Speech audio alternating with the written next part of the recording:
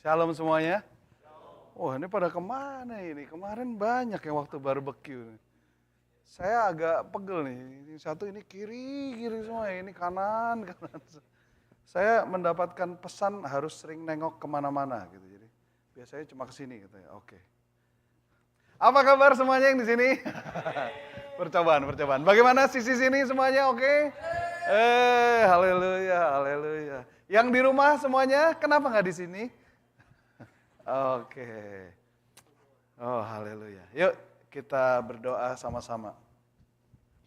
Tuhan, terima kasih untuk hari yang luar biasa Engkau telah memberikan kepada kami kesempatan untuk bisa bersama-sama bersekutu di dalam Engkau. Dan hari ini Tuhan kami berdoa biar Engkau boleh memimpin jalannya ibadah kami dan Engkau bantu kami supaya kami boleh bersekutu bersama dan tanpa gangguan, tanpa distraction, kami boleh fokus hanya untuk Engkau. Dan biar hari ini pemberitaan firman-Mu boleh dilakukan dengan kuat kuasa dari Roh-Mu yang kudus, menyentuh sampai ke dalam kedalaman tubuh, jiwa, dan roh kami ya Tuhan. Kami mau mendiamkan setiap suara yang bukan dari Engkau, dan kami berdoa hari ini biar setiap hati, pikiran, perasaan boleh terpaku hanya kepadamu ya Tuhan. Terima kasih biar firman-Mu bukan hanya jadi perkataan yang baik, tetapi jadi perkataan yang berkuasa mengubah setiap kehidupan kami. Dalam nama Tuhan Yesus kami berdoa dan mengucap syukur. Amin. Shalom Bapak Ibu Saudara yang terkasih dalam Tuhan. Ada baik semuanya? Amin. Kita buka sama-sama firman Tuhan, siapkan. Kita mau kembali lagi belajar dasar-dasar iman kita ya. Sedikit review sebagaimana yang kita sudah sama-sama tetapkan. Tahun ini adalah tahun kita membangun kembali atau menguatkan kembali ya. Yang jadi tema kita adalah rebuild. Ya, kita ambil dari 1 Korintus 3 ayat 10 sampai 15. Tetapi fokusnya di ayat 10 dan ayat 11 dikatakan sesuai dengan kasih karunia Allah yang dianugerahkan kepadaku, aku sebagai seorang ahli bangunan yang cakap telah meletakkan dasar. Jadi Kristus dasarnya itu sudah diletakkan di dalam Kristus ya. Tidak ada seorang pun yang dapat meletakkan dasar lain daripada dasar yang telah diletakkan, yaitu Yesus Kristus. Ayat 11. Tapi di ayat 10 yang bagian terakhir itu ada satu peringatan.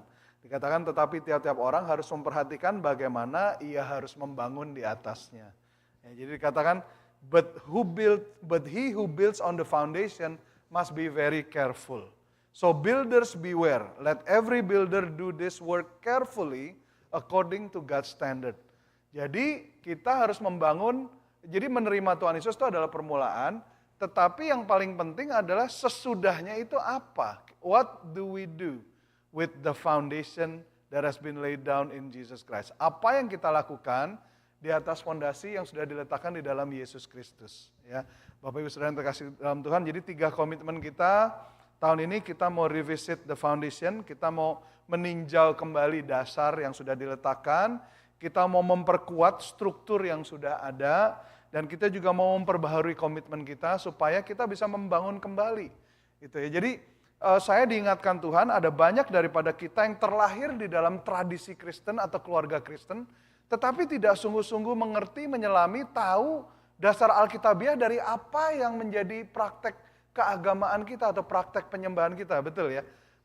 Saya dulu lahir pertama-tama orang Kristen, keluarga saya Kristen tapi Kristen KTP ya. Jadi nggak benar-benar mengajarkan, dilakukan tapi nggak diberikan pengajaran, nggak dijelaskan. Jadi kalau ditanya hari Minggu ngapain, ya hari Minggu udah pasti gereja gitu ya. Kecuali kalau ada Kang Tau datang ya gereja tunggu dulu gitu ya, nanti baru. Ya, jadi kalau hari Minggu di gereja terus ngapain? Ya di gereja ya biasa nyanyi gitu ya kan, tepuk tangan. Tapi kalau ditanya kenapa, nggak bisa jawab, nggak tahu. Ya karena memang di gereja ya nyanyi gitu ya kan. Nah tapi saya ingin, karena firman Tuhan katakan segala sesuatu yang tidak dari iman itu dosa. Jadi bahkan sebuah tradisi sekalipun, tradisi yang kudus sekalipun, yang bagus gitu ya. Tapi kalau kita lakukan sebagai rutinitas itu bisa bukan suatu kebenaran. Bisa membelenggu kita. Contohnya yang simpel orang Farisi. Gitu ya. Mereka mulai dari hukum Taurat yang sebenarnya baik harusnya. Tetapi ketaatan itu melebihi daripada arti dari ketaatan itu, sehingga akhirnya mereka lose fokus Dan mereka menjadikan hukum jadi lebih penting daripada subjek hukum, yaitu adalah manusianya. Gitu ya, yang harusnya menjadi objek penebusan Tuhan. Jadi Bapak Ibu Saudara yang terkasih dalam Tuhan, kita mulai dari awal kita belajar mengenai dasar dari apa yang kita lakukan. Dengan pengharapan kita bisa menjawab pertanyaan simpel ini. Mengapa kita lakukan apa yang kita lakukan? Mengapa kita percayai apa yang kita percayai? Saya yakin kalau setiap orang Kristen bisa menjawab dua pertanyaan ini, simple. Saya yakin banget kita punya keimanan itu jadi dinamis dan kita bisa jadi saksi yang efektif. Karena Paulus sendiri ajarkan siap sedialah memberi jawab buat setiap orang yang mempertanyakan mengenai hal keimananmu. Betul ya? Betul kan? Kalau ditanya hari Minggu lu ngapain? Ke gereja. Lu ngapain ke gereja? Ya memang hari Minggu tuh buat gereja. Oh ya itu tidak menjawab pertanyaan. Ya kan? Tidak menjawab kenapa. Tapi kita berharap supaya kita semua bisa menjawab dengan jelas. Apa dasarnya dan apa yang Alkitab katakan. Ya. Jadi awal kita udah bicara, so far apa yang kita sudah bicarakan? Kita sudah bicara mengenai the beginning, permulaan gitu ya. Dasar daripada penciptaan. Semua ingat ya, kita ngomong dari Genesis, in the beginning, ya kan? God create. Jadi in the beginning, dari permulaan. Kemudian kita bicara juga mengenai kenapa kita berkumpul bersama-sama, why we gather. Ya kan? Ada corporate gathering yang besar seperti ini, ada juga yang small gathering, betul ya? Small gathering itu yang kecil di rumah-rumah gitu ya. Kita tahu kenapa? Ya jawaban singkatnya karena memang itu diajarkan dalam firman Tuhan, diperintahkan dan itu dimodelkan oleh Tuhan Yesus dan juga oleh para rasul. Betul ya? Nah, kita bicara juga mengenai giving. Kenapa kalau hari Minggu kita berkumpul kita membawa persembahan? Saya harap by now kita semua sudah jelas ya. Saya harap tidak ada lagi perdebatan atau pertanyaan. Dan kalau ditanya orang, Anda bisa jawab gitu ya.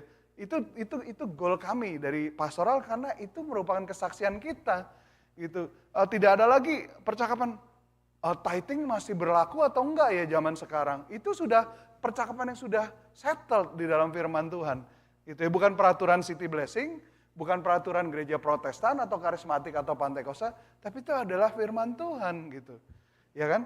Kita bicara mengenai generosity, mengenai stewardship, menjadi pengelola yang baik ya. Ada 3 topi yang kita pakai yaitu master, sower, steward ya untuk menjadi pengelola yang baik. Nah, hari ini kita mau lanjutkan, kita mau bicara mengenai kenapa kita ini kalau hari Minggu ini kita bernyanyi gitu ya. Kita kan suka nyanyi, betul ya? Ada amin semuanya, bukan karaoke tapi bernyanyi ya. Semua katakan why we sing. Nah, ya saya berharap ini kita akan bulan ini bicara mengenai ini, karena ini penting sekali, basic tapi penting.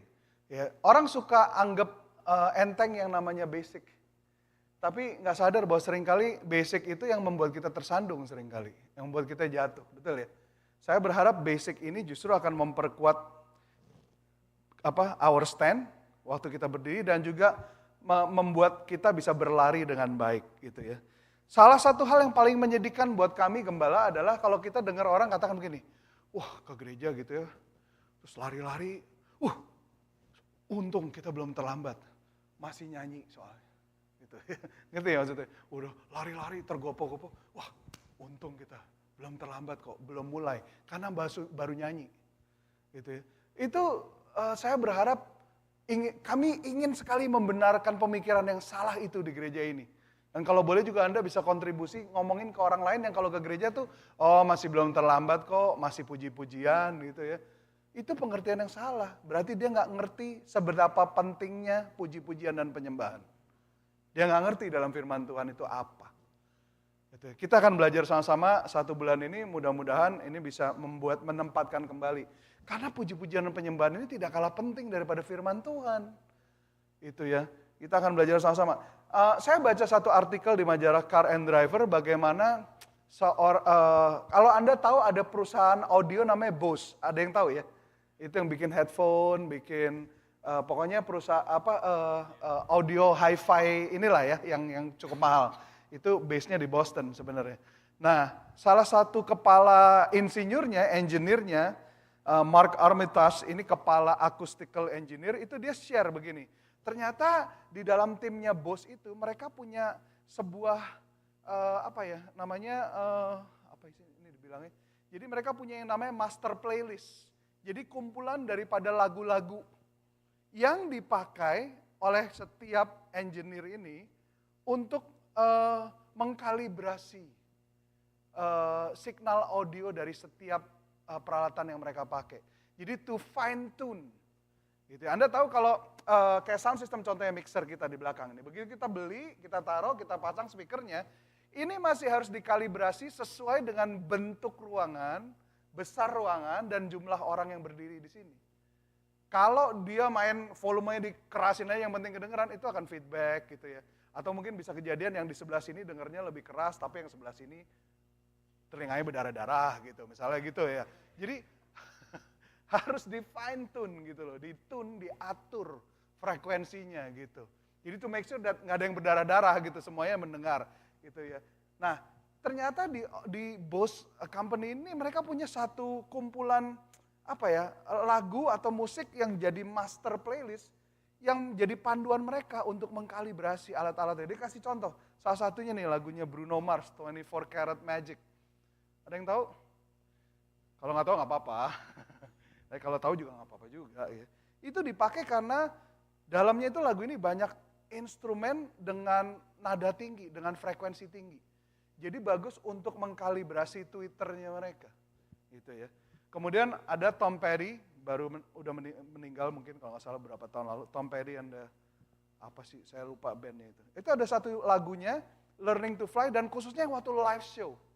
Itu dipakai karena waktu dia show, waktu crowd-nya itu masa mulai bernyanyi dan Tom Petty-nya itu berhenti nyanyi, itu dapat ambience atmosfer hall-nya, auditorium gitu ya. Kan kalau surround sound ada tuh modelnya ya. Hall, auditorium gitu, kayak gitu-gitu. Ada lagi Dave Brubeck Quartet, lagunya judulnya Take 5. Harus ada lagi grup Straight No Chaser, itu yang a-cappella semuanya ya. Nah ini untuk mengkalibrasi vokal, karena jenis suara vokal sama instrumen itu beda-beda ya. Jadi kalibrasinya harus tepat. Jadi rupanya engineer di Bose ini punya yang namanya master playlist yang dipakai untuk mengkalibrasi.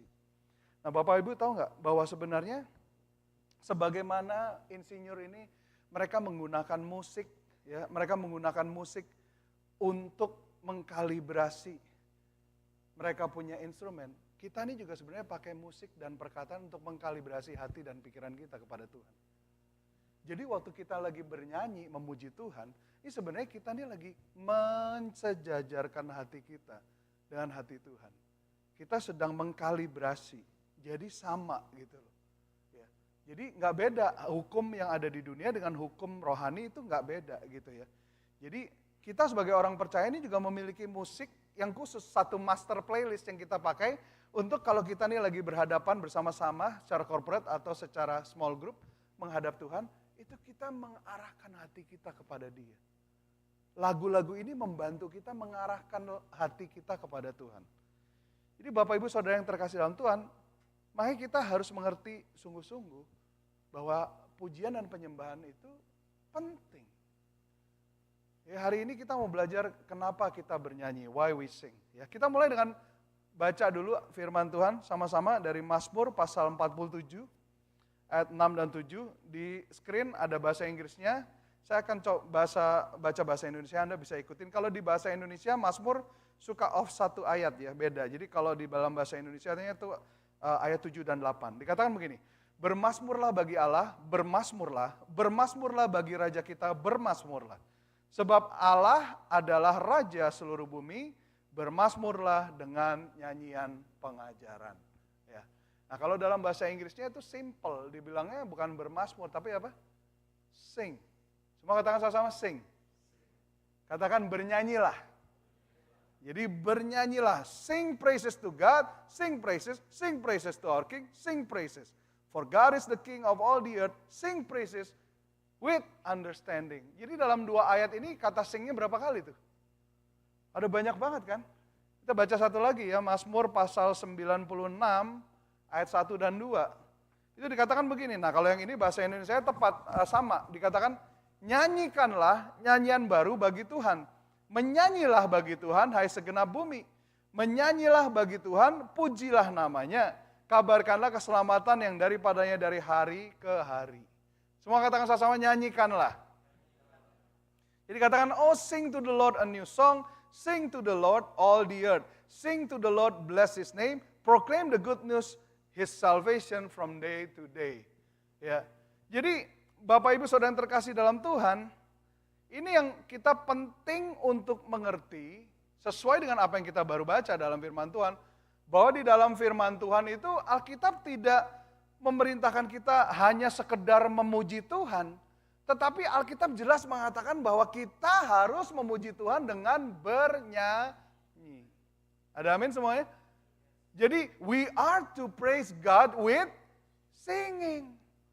Karena di Alkitab itu jelas, itu di dalam perjanjian lama di kitab Mazmur khususnya, itu dari 2 ayat aja ada 5 kata, bernyanyilah, bernyanyilah.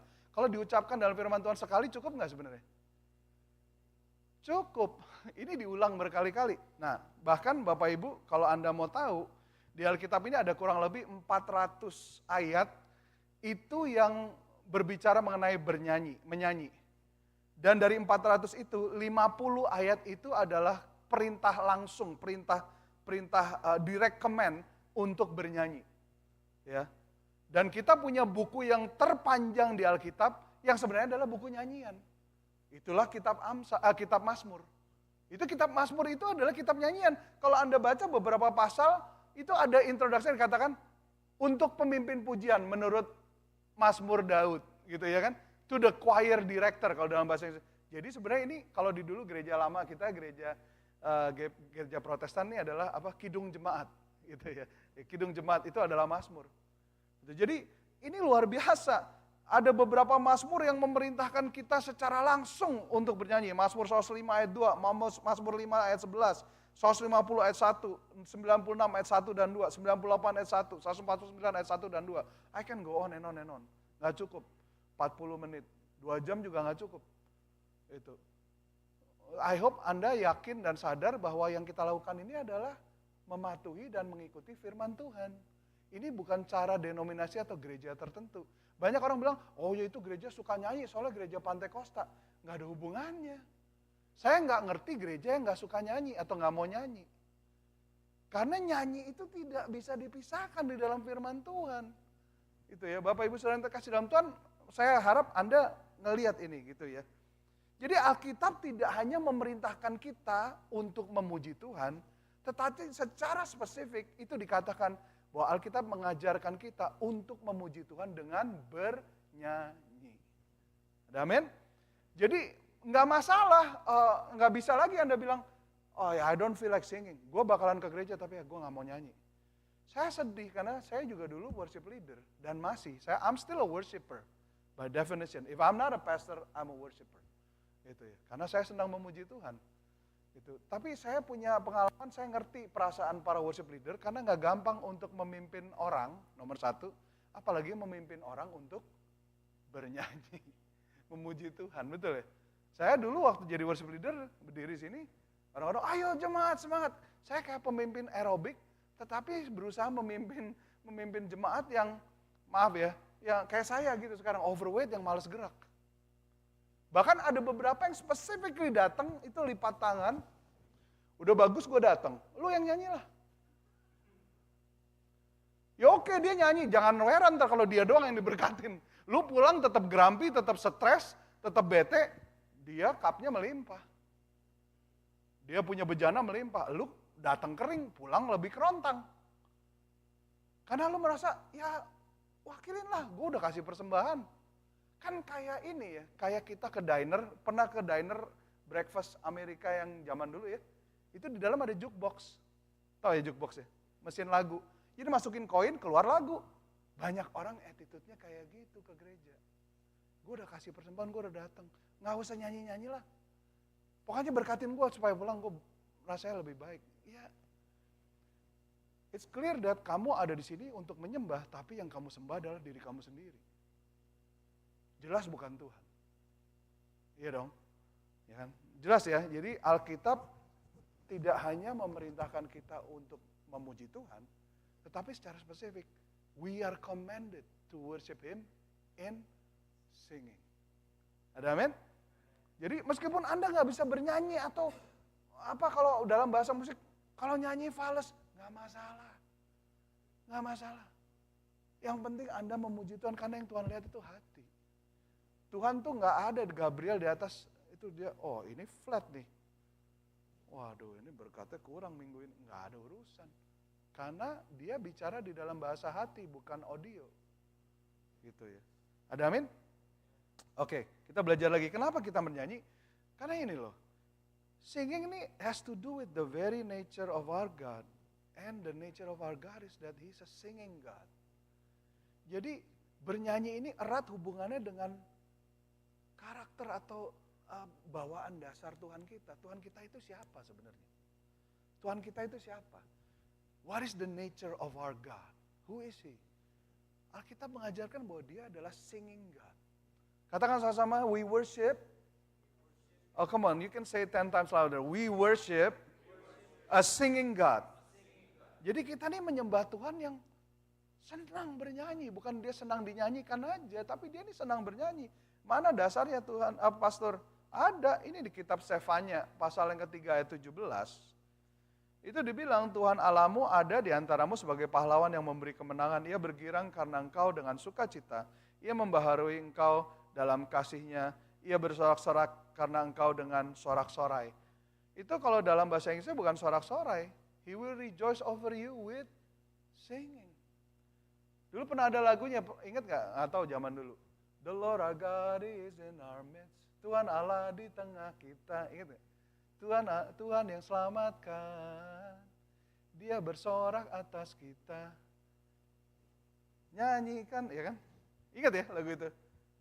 Ini ayatnya. Ini ayat yang tersembunyi. Karena ini bagian daripada minor prophets. Jadi kalau di dalam Alkitab ini ada major prophets, Isaiah, Jeremiah gitu ya. Ada minor prophets, salah satunya Zephaniah. Ini buku kecil tapi pack a punch gitu dan tetap kebenaran firman Tuhan. Di sini menyingkapkan the nature of our God. Allah kita bersuka atas kita dengan pujian, dengan nyanyian. Karena di dalam budaya zaman dulu erat kaitannya antara menyatakan penghormatan dan sukacita yang terbesar itu dengan menyanyikan. Gitu. Jadi makanya kita nggak bisa dipisahkan. Ini bukan tradisi karismatik atau Pantekosta, bukan. Ini adalah karakter daripada Tuhan yang kita sembah. He will rejoice over you with singing. Ya, jadi di ayat yang singkat ini, di ayat yang kecil ini, itu ada satu pernyataan yang unik, yang menarik mengenai the nature of our God atau sifat dasar daripada Tuhan kita. Yang pertama, kalau Anda notice itu ayat ini mengatakan bahwa Tuhan kita adalah the mighty God, betul ya? Allah yang gagah perkasa, betul? Dia gagah perkasa. Yang kedua, dia adalah apa? He's a saving God. Dia Allah yang menyelamatkan. Ya, betul ya? He's a mighty warrior who save. Kemudian kita belajar dari situ apa? Dia adalah a joyful God. Betul ya? Kita kebayangnya dia tuh kayak bapak yang grumpy, bawa kemoceng yang suka, siapa di sini waktu kecil suka dipukul sama kemoceng, ngaku. Ah, kan? Jadi orang jadi semua. Yang nggak pernah dipukul kasihan. Gitu ya. Kemoceng tau ya, sulak. Nggak tahu lagi, roaming. Apa tuh ya? Duster. Itu ya. Itu kalau di Indonesia dulu duster. Itu ujungnya rotan yang kecil. Nggak gede sih, tapi kalau dipukul ya Allah ya Robi. Maaf, salah. Itu gila banget ya. Kita kebayangnya Tuhan tuh kayak gitu, jadi kita nggak boleh salah. Jadi kita menghasilkan anak-anak yang ketaatannya supaya tidak dihukum, bukan karena mencintai. Ya, tapi dia itu adalah Bapa yang joyful sebenarnya. Dia Bapa yang sebenarnya fun to be with, dan dia bukan Bapa yang grumpy, yang dikit-dikit marah, tersinggung. Nah ini jadi buat saya jadi satu cerminan ya. Bagaimana saya sebagai Bapa di dunia, itu mencerminkan Bapa di surga buat anak-anak saya. Betul? Kalau saya bisa cuma marah doang, pada saat anak saya baca Alkitab Bapa di surga, dia nggak bisa ngerti itu Bapa di surga sebagai Bapa yang baik. Karena dia lihat Bapa di dunianya begitu. Jadi kata Bapa itu membuat dia tidak. Tapi ini dia adalah Bapa yang joyful. Kemudian kita belajar apa? Dia adalah Bapa yang loving. Dia adalah Bapa yang loving. Itu jelas dikatakan di situ. Itu loh. The Lord our God is with you, mighty warrior who save, He will take great delight in you. in His love, He will no longer rebuke. Berarti He loves us. He's a loving God. Nah tapi buat konteks kita hari ini, dia bukan cuma mighty, saving, joyful, loving, but we learn new things this morning. This evening. Kita belajar dia siapa? He's a singing God. He's a singing God. Jadi ini luar biasa. Itu apa namanya di dalam perjanjian lama, perjanjian baru juga ada di dalam kitab Ibrani. Karakter Tuhan, the nature of our God, Hebrew 2 verse 12 dikatakan, katanya, aku akan memberitakan namamu kepada saudara-saudaraku dan memuji-muji engkau di tengah-tengah jemaat. Again, lihat konteksnya ya. Saying, I will declare your name to my brethren in the midst of the assembly. I will sing praise to you. Ini konteksnya Tuhan menyanyikan pujian, memuji umatnya. Ya, Tuhan kita tuh seperti itu. Ya kan? Ekspresi Anda pada saat Anda sedih atau happy banget itu adalah the real you, betul nggak? Iya kan? Nah ini Tuhan lagi happy banget nih. Ya I'm sure Tuhan nggak kayak kita gitu, ada bete atau gimana, enggak. Tapi it tells you who He really is. Mirip lah kira-kira sama kita gitu kan. Nah, Bapak Ibu Saudara yang terkasih Tuhan, what does it say to you about the kind of God that you worship? Kira-kira Anda baca ini, kebayangnya Tuhan yang Anda sembah itu seperti apa? Ya. So, itu why we sing, salah satunya gitu ya, Bapak Ibu Saudara yang terkasih dalam Tuhan. Oke, let's move forward. Why we sing? Kenapa kita bernyanyi? Nah, ini yang practical tapi powerful juga. Dia bilang, karena singing itu enables us to learn, understand, and remember His words. Karena dengan bernyanyi itu memampukan kita untuk belajar, mengerti, dan menjaga firman-Nya, perkataannya. Ada amin? Bapak Ibu Saudara yang terkasih dalam Tuhan, singing helps us do that. Singing itu membantu kita untuk melakukan itu. Gitu loh. Kalau Bapak Ibu buka di dalam kitab Kolose pasal yang ketiga, ayat 16 sampai 17, ya.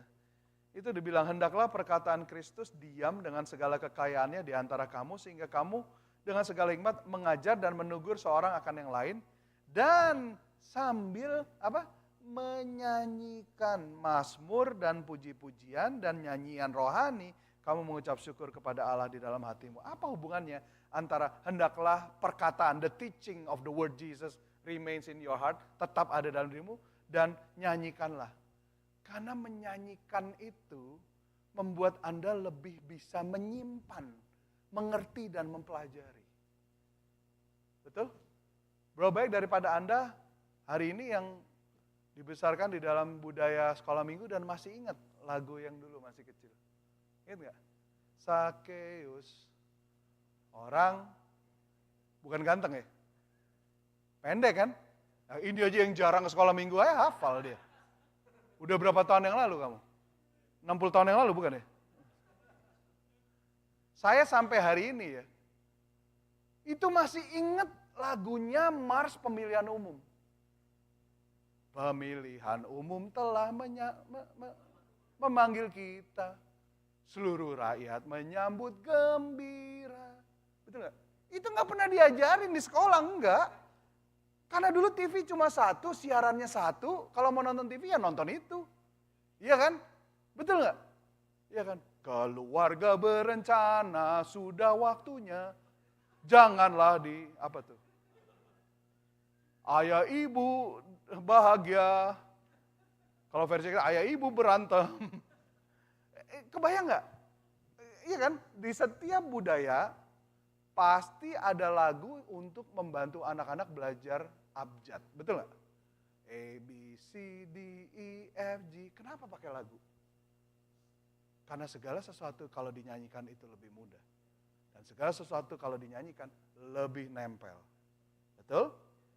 Matius, Markus, Lukas, Yohanes. Nah kelihatan benar yang anak gereja ketahuan. Yang lain pada bengong.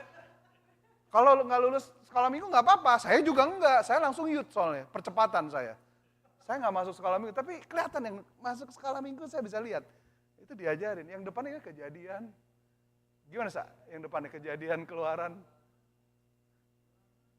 Wah anak sekolah minggu bener. preman-preman tapi lulusan sekolah minggu. Iya, iya kan, betul kan? Bener nggak? Masih ingat sampai sekarang, betul ya? Coba iklan di TV. Kenapa iklan pakai lagu? Kenapa? Iya kan? Supaya ingat. Saya sampai hari ini tuh iklan furniture yang di Massachusetts itu Bernie and Phil. Quality, comfort, and price. That's nice. Itu enggak, saya nungguin di TV. Kapan ya iklannya Bernie and Phil mulai gitu. Terus begitu, mulai, cacat. Bernie and Phil, terus dipelajari. Enggak, kadang-kadang lagi nyapu, lagi ngapain, lagi cek telepon, denger. Terprogram di sini, betul. Makanya saya bilang sama anak-anak saya mau bilang juga sama anda semua, kalau mau dengar, hati-hati dengan lagu yang kamu dengarkan. Saya bilang sama anak-anak saya, kalau tidur suka pakai headset. You know what you just did? You are reprogramming your brain, you are reprogramming your spirit with what you are hearing. Kalau apa yang kamu dengar itu nggak benar, kamu bangun pagi akan jadi orang yang beda. Betul? Oh iya. Dulu ada seorang pemusik namanya Frank Zappa. Dia pemusik dan juga orang pinter. Itu dia bilang, aku bisa bikin musik yang bisa membuat orang tuh mau mengepalkan tangan dan marah. That's how powerful music is. That's how powerful singing is. Segala sesuatu yang dinyanyikan itu jadi lebih nangkep, jadi lebih ingat, jarang lupa, gampang dimengerti. Makanya zaman dulu bapak-bapak gerejani itu menulis yang disebut himne. Himne itu adalah doktrin dan pengajaran teologi yang dinyanyikan. Jadi kalau saya ngomong kepada Anda, batu karang yang teguh, gitu ya kan. Kalau saya ngomong kepada Anda, haleluya, haleluya, haleluya. For the Lord God Almighty reign. Ya biasa aja, pulang lupa. Kalau haleluya, haleluya, for the Lord God Almighty reign. Haleluya, holy, holy, are you Lord God Almighty. Itu sampai kapanpun akan ingat. Karena itu nggak cuma bicara signal audio yang masuk ke kuping, tapi ada kuasa roh Tuhan itu, kuasa spiritual power, nyanyian rohani kan dibilang kan, yang menyapa roh Anda, connect with your spirit. Jadi nggak cuma audio. Jadi singing enables you to learn, understand, and remember His word. Membantu kita untuk bisa mempelajari, mengerti, dan juga mengingat. Ya, ini satu kebenaran yang luar biasa. Coba. Ini Kolose ya. Di Efesus juga ngomong begitu. Efesus dibilang begini. Efesus pasal yang kelima ayat 17-19. Sebab itu janganlah kamu bodoh, tetapi usahakanlah supaya kamu mengerti kehendak Allah dan jangan kamu mabuk oleh anggur, karena anggur menimbulkan hawa nafsu. Tetapi hendaklah kamu penuh dengan roh dan berkata-katalah seorang kepada yang lain dalam mazmur, kidung, pujian, dan nyanyian rohani. Diulang lagi nih kayak yang tadi sama kan?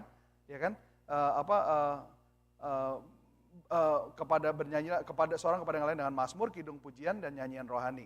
Ya kan? In psalm, hymns, and spiritual song, bernyanyilah dan bersoraklah bagi Tuhan dengan segenap hati. Jadi maksudnya ini apa? Karena di sini dibilang speaking to one another, berkata-katalah seorang kepada yang lain. Apa terus artinya saya kepada Mario, how great is our God. Terus ntar Mario bilang, sing with me, pastor. Ya, kan berkatalah seorang dengan yang lain. Maksudnya apa? Berbalas pantun gitu ya? Enggak. Maksudnya ini adalah pada saat kita nih bersama-sama di sini dan kita menyanyikan pujian, itu pada saat kita mendeklarasikan kepada Tuhan dalam nyanyian, itu kita juga sedang mendeklarasikan satu dengan yang lain. Makanya pentingnya kita berada di dalam pertemuan raya, ibadah raya. Jangan cuma di rumah, style Joel Osteen atau Lakewood, dan nggak salah sih, tapi itu bukan ibadah yang sesungguhnya. Karena Anda perlu mendeklarasikan kepada Tuhan dan mendeklarasikan kepada sesama. Pada saat kita bernyanyi bersama-sama, we are actually declaring to God and declaring to one another. Psalm, hymn, and spiritual song. Dengan cara begitu, kita jadi lebih membangun iman, lebih bisa saling mengajar dan saling mengerti satu dengan yang lain. Ini begitu nyata, bahkan ini mulainya bukan cuma dari zaman himne dulu ya. Kita tahu kan kalau himne ini kan zaman dulu ya. Tadi di mobil kita bicara sama Pastor Jen juga, kesini ini umur segini kita tuh makin respon dengan himne-himne zaman dulu yang waktu kita dibesarkan.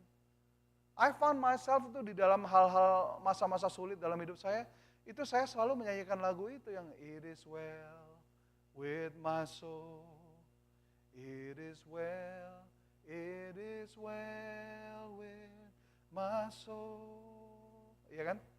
Tenanglah jiwaku. Jadi pada saat hal tidak menentu, pada saat tantangan begitu banyak ya.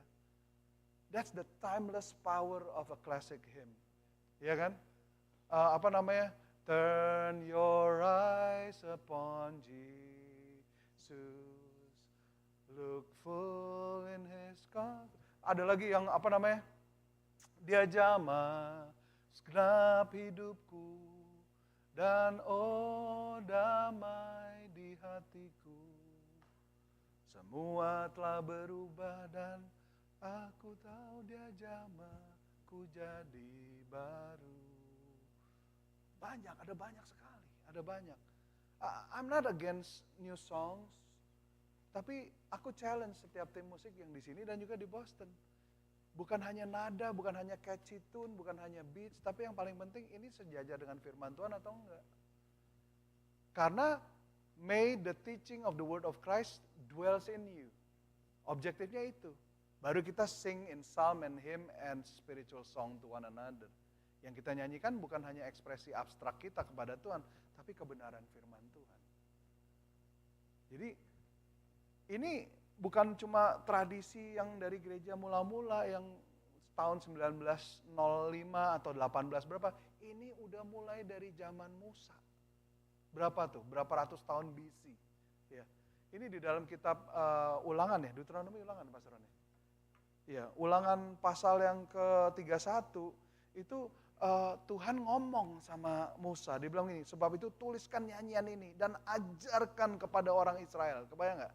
Jadi waktu orang Israel ini masuk mengalami keberhasilan karena pertolongan Tuhan, Tuhan mau supaya orang Israel tidak lupa. Caranya gimana? Dia suruh Musa menuliskan lagu dan mengajarkan supaya lagu ini akan terus mengingatkan bangsa Israel akan pertolongan yang Tuhan berikan kepada mereka. Powerful gak? Luar biasa gak? Iya kan? Itu dibilang di situ. Tuliskan dan ajarkan, letakkan di dalam mulut mereka supaya nyanyian ini menjadi saksi bagiku terhadap orang Israel, dibilang. Ini luar biasa sekali. Saya waktu baca ini, saya udah pernah baca ini udah sering, tapi dalam konteks mempersiapkan ayat ini saya wow. I didn't realize it was there. Gitu ya. That's how powerful a song is. Write it down, teach it, put it in their mouth, sing the song. Ayat 21, that this song will testify against them as a witness. Ayat 22 dikatakan, therefore Moses wrote this song the same day and taught it to the children of Israel. Musa langsung, gak pakai lama, tas dia langsung tulis, diajarin ke orang Israel. Dan sampai hari ini. Jadi lagu bernyanyian itu membantu kita untuk mempelajari, mengerti, dan mengingat firman Tuhan. Jadi penting gak untuk kita bernyanyi? Penting. Ini merupakan tool buat kita. Yang terakhir, ini penting banget juga. Semua penting sih. Tapi saya mau katakan kepada Anda, singing itu is our privilege as the living. Jadi bernyanyi itu adalah sebenarnya keistimewaan yang diberikan kepada kita yang bernafas. Hanya kita yang bernafas. Sebagaimana firman Tuhan katakan di dalam kitab Mazmur, dikatakan biarlah semua yang bernafas memuji Tuhan. Loh iya dong, let everything that has breath praise the Lord. Biar segala yang bernafas memuji Tuhan. Betul kan? Loh iya. Dia nggak suruh sapi itu bernafas, nih bukan semua yang bernafas jadi binatang juga bernafas, enggak, tapi maksudnya bernafas ini dalam konteks orang yang diciptakan menurut gambar dan rupa Tuhan, itu memuji Tuhan. It's our privilege. Jadi ini keistimewaan, kehormatan yang diberikan hanya kepada kita. Tidak diberikan kepada gunung, tidak diberikan kepada batu, tidak diberikan kepada pohon. Diberikannya kepada Anda dan saya. Untuk menyembah Tuhan. Dan Tuhan katakan, Yohanes 4, ayat 23 dan 24. Jadi kalau semua yang bernafas berarti kita nggak bisa. Oh oke deh, putar playlist aja. Kan kita semua di sini ada Spotify ya. Betul nggak? Spotify, udah repeat aja, betul ya. Kan setiap tahun kita terima laporannya tuh, betul nggak? Main lagu ini berapa jam. Saya waktu tahun lalu main lagunya Maverick 24 jam dalam setahun. Jadi ada lagu tertentu yang saya loop gitu. Itu menciptakan atmosfer worshipful, tapi yang menyembah bukan saya. Mungkin nanti kalau laptop bisa masuk surga, laptop saya masuk surga, karena dia yang menyembah. He's doing the singing, not me. Itu nggak breathing. The Bible says, let everything that has breath, praise the Lord. That means you and I. Mestinya kita yang nyembah. Kita yang harus bernyanyi. Iya kan? Kenapa? Everything that has breath. Karena jelas di dalam Yohanes 4 ayat 23 24 dikatakan begini. The hour is coming and now that true worshiper will worship the Father in spirit and in truth. Ya kan? Those who worship Him must worship Him in spirit and in truth. Artinya apa in spirit? Karena orang yang menyembah Dia harus menyembah di dalam roh dan kebenaran. To worship Him in spirit itu artinya itu harus berasal dari dalam. Dari dalam. Harus dari hati dan harus tulus. It must be sincere. Termotivasi oleh karena kasih kepada Tuhan yang kita miliki. Dan rasa terima kasih kita kepada siapa Dia dan apa yang Dia sudah lakukan buat kita. Must be from within. It must start from within. From the heart. Must be sincere. Motivated by the love of our God and gratitude for all that He is and all that He has done to us. Itulah yang dimaksud menyembah Dia di dalam roh dan kebenaran. Karena Tuhan nggak lihat seperti apa yang di luar, Tuhan lihat apa yang dalam hati. 1 Samuel, ingat waktu Nabi Samuel dikirim untuk menobatkan Daud, ingat ya? Samuel ngelihat kakaknya Daud yang lebih gagah dari dia, tinggi, pahlawan gagah perkasa. Oh, yang ini nih, dia bilang. Tuhan bilang, no. Tuhan bilang, jangan melihat penampilannya atau parasnya. Karena aku sudah menolak ini orang. Dikatakan manusia, karena Tuhan tidak melihat apa yang manusia lihat. Manusia melihat dari penampilan luar, tetapi Tuhan melihat dari hati. The Lord looks at the heart.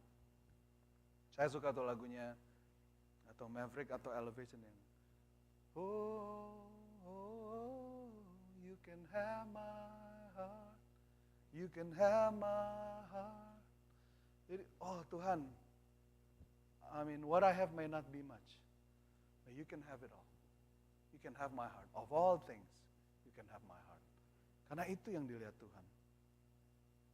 Nah, Matius 21 ayat 15 sampai 16. Kenapa kita bernyanyi? Karena yang kita privilege untuk bernyanyi ini diberikan kepada yang bernafas. Matius 21 ayat 15 16 ini kalau Anda ingat waktu Tuhan Yesus masuk ke Yerusalem ya, dia menumpang keledai, ingat nggak itu ya?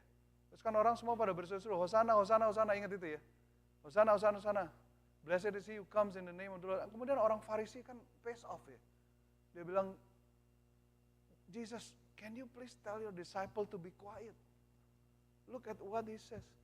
Yesus ngomong gini, yes, kan ditanya orang Farisi, do you hear what these people are saying? Yesus bilang, yes, I have heard that, but have you never heard in the Bible, in the word that says, out of the mouth of babies and nursing infants, God has perfected praise. Jadi Tuhan bilang ke orang Farisi, oh aku dengar kok apa yang mereka ngomongin. Kamu gak pernah baca memang, bahwa dari mulut bayi dan bayi yang masih menyusui, Tuhan sudah menanam puji-pujian dan penyembahan. Yesus sebenarnya ngutip dari Mazmur 8 ayat 2 itu, yang ditulis oleh Daud ribuan tahun yang lalu. Ya. Nah ini mengajarkan kita kepada apa? Kebenaran, ada dua kebenaran. Yang pertama, we were created to worship Him. Kita ini diciptakan dengan desain awal untuk menyembah Tuhan. Halo? Singing makes it natural. Karena fungsinya kita memang untuk menyembah Tuhan. Berarti menyanyi itu harusnya natural. Saya nggak bilang bahwa semua orang harus punya karunia bisa menyanyi dengan baik. Enggak, bukan itu. Nggak ada hubungannya. Karena yang Tuhan dengar itu bukan audible, tetapi the heart. Ya. Nah kemudian di versi yang lain, di Injil yang paralel, Lukas pasal 19 ayat 39-40, waktu orang Farisi mengatakan hal yang sama, di versinya Lukas, Tuhan Yesus jawabnya begini, I tell that if this should keep silent, the stones would immediately cry out. Immediately cry out. Jadi Tuhan Yesus bilang begini, kalau mereka ini berhenti nggak memuji aku, ini batu-batu ini akan memuji aku. Wah ngeri loh, pada saat yang bernafas nggak mau muji Tuhan, Tuhan pakai yang nggak bernafas, bubar gitu. Kebayang nggak kalau, kan basically gini, worship itu apa? Worship itu adalah kita merendahkan diri untuk meninggikan Tuhan. Menunjukkan bahwa dia adalah yang disembah, kita penyembahnya. Berarti ini bentuk penundukan diri, kerendahan hati. Berarti dia yang dimuliakan, dia Tuhan, kita hamba. Tapi pada saat kita tidak mau menyembah dia, Tuhan akan pakai ciptaannya yang lain yang mungkin tidak bernafas untuk menyatakan kemuliaannya. Kalau saat gunung-gunung ini sudah memuliakan Tuhan, ini gempa bumi, bencana alam itu merupakan satu bukti nyata alam sedang berusaha mengingatkan kita bahwa kita ini bukan Tuhan. Tapi ada yang lebih besar daripada kita. Anda mau hidup seperti itu? Jangan digantikan, jangan sampai apapun di dunia ini menggantikan tempat Anda yang sebenarnya merupakan satu privilege untuk menyembah Tuhan. Because being able to sing, to worship Him is a privilege given only to the breathing. Only kepada mereka yang bernafas. Jangan sampai, saya senang dulu ada lagunya, gimana itu judulnya? I will not let anything take my place from worshiping Him. Kira-kira bunyinya gitulah. Saya tidak rela mengizinkan apapun untuk menggantikan tempat saya dalam memuji Tuhan. Karena itu privilege yang diberikan oleh Tuhan. Why we sing? Because it is a privilege that has been given to us as the breathing. Let everything that has breath praise the Lord. Kalau sampai yang bernafas ini memutuskan untuk tidak lagi mau menyanyi, memuji Tuhan, it will be a scary outcome. Dan selama perjalanan kita melihat bagaimana alam memuliakan Tuhan. Bukannya saya senang ada bencana alam, tapi bencana alam itu sedang mengingatkan kita bahwa ada pemilik daripada pencipta alam semesta yang perlu dihormati. Kita nggak bisa memilih untuk hidup seenaknya semau kita dan melupakan Tuhan. Tapi kita ini diciptakan untuk jadi penyembah-penyembah Tuhan yang menyembah di dalam roh dan kebenaran. Amin, Bapak Ibu Saudara yang terkasih dalam Tuhan. Anda belajar sesuatu hari ini, amin. Kenapa kita bernyanyi? Karena ya memang itulah perintah daripada firman Tuhan. Bukan cuma sekedar praise Him, but praise Him with singing. Ya kan? Why we worship Him, why we sing? Because we are connecting to a singing God. Allah yang senang untuk bernyanyi. Kenapa kita sing? Because sing is the most natural and easiest way that will enable us, memampukan kita untuk to learn, understand, remember His words. Why we sing? Because it's a privilege given to the breathing, to the living. Itu adalah satu keistimewaan yang diberikan kepada mereka yang bernafas, yaitu Anda dan saya. Saya berdoa hari ini, supaya Anda nggak menyepelekan lagi pujian penyembahan. Supaya Anda nggak merasa, wah nggak penting firman, masih nyanyi kok, kita belum telat. No. Let the word of Christ with its richness dwell in you as you begin to sing to one another in psalm, hymns, and spiritual song. Supaya kekayaan daripada perkataan Kristus tinggal di dalammu saat kamu menyanyikan himne, mazmur, puji-pujian, lagu rohani satu dengan yang lain. Because this is what we do, because this is what our God ordained for us. Ini yang Tuhan tetapkan buat kita semua. Ada amin semuanya? Saya berdoa biar firman ini boleh jadi satu hal yang bisa menjadi dasar menguatkan Anda untuk tidak ragu. Oh, aku bernyanyi. Karena ini adalah bagian yang sangat mendasar dan menyatu dengan imanku. Sebagaimana firman Tuhan ajarkan. Ini bukan tradisi. Nggak ada hubungannya sama denominasi apapun. Tapi ini adalah firman Tuhan. Tuhan Yesus, terima kasih hari ini. Kau sudah singkapkan firman-Mu. Hamba berdoa biar Roh Kudus boleh meneruskan pelayanan yang hamba sudah mulai terus berbicara kepada hati pemikiran kami. Hamba rindu setiap jemaat di gereja ini boleh menjadi penyembah-penyembah yang menyembah Engkau di dalam roh dan kebenaran, yang boleh bangkit berjalan di dalam dasar yang tidak dapat diletakkan oleh siapapun selain dasar dalam Yesus Kristus, dan boleh membangun dengan sedemikian rupa di atasnya, dan boleh memuliakan-Mu ya Tuhan. Tuhan, jadikan kami penyembah-Mu ya Tuhan, yang menyembah di dalam roh dan kebenaran. Jadikan kami ya Tuhan penyanyi-penyanyi yang bukan menyanyi hanya untuk menyenangkan hati, tetapi kami menyanyi untuk memuliakan nama-Mu ya Tuhan. Dalam nama Tuhan Yesus kami berdoa, amin.